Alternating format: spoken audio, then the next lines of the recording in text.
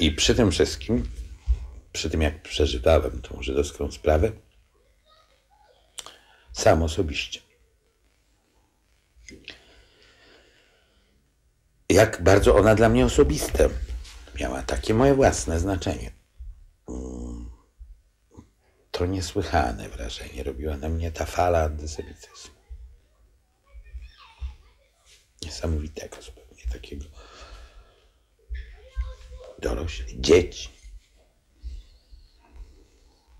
Te wszystkie wierszyki, dowcipy, żarciki.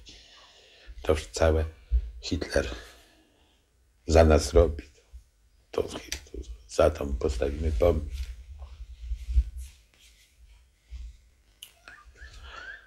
Tak sobie myślę, że no ja oczywiście na pewno słyszałem,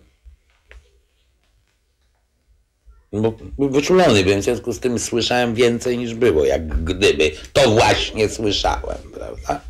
Ja nie mam zamiaru uogólniać i mówić, że taka była postawa większości społeczeństwa. Ani sądzić, że przeciwnie. Nie mam w tej sprawie zdania. To policzy. No, są sobie różne dane, raporty Grota, delegata rządu na Zachód, wskazujące na to, że postawa znacznej części społeczeństwa polskiego, jak oni mówią, jest wroga Żydom. Ja to słyszałem nieustannie, wciąż stale. Tylko po pierwsze chcę zwrócić uwagę na taki drobny szczegół, że raczej się nie przeciwstawiałem. Nie zaczynałem awantur w tej sprawie. I to po pierwsze jest jakby pewien znak. Bo nie słyszałem, w związku z tym mojego głosu nie było słychać i nie było słychać głosu takich jak ja. Ja sobie tak myślę, że ten antysemityzm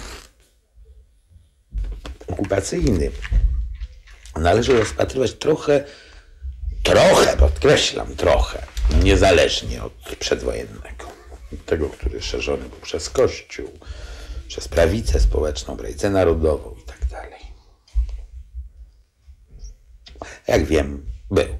To wiem z tego wszystkiego, co potem czytałem na ten temat.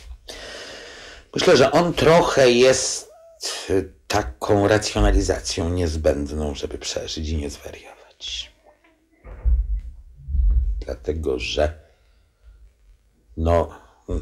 przecież warto sobie zdać sprawę, jak wielka rewolucja społeczna się wtedy dokonała. 3 miliony ludzi zabito. To 3 miliony ludzi dostaje mieszkanie. Bezdomnych, nędzarzy. Dla każdego jakiś krok był wyżej. Ta największa biedota żydowska miała jeszcze takie mieszkania, które warto było komuś zająć. I ta największa biedota żydowska miała jeszcze jakieś dobre, taka straszna, absolutna biedota, które ktoś jeszcze mógł uznać za dobro. Ja nie mówię już o tym złocie, które tam gdzieś, którego też przecież trochę było. Ktoś je wziął. O tych futrach sprzedawanych za bezcen z getta. Ta olbrzymia rzesza, masa dóbr, która przejęta została. 3 miliony.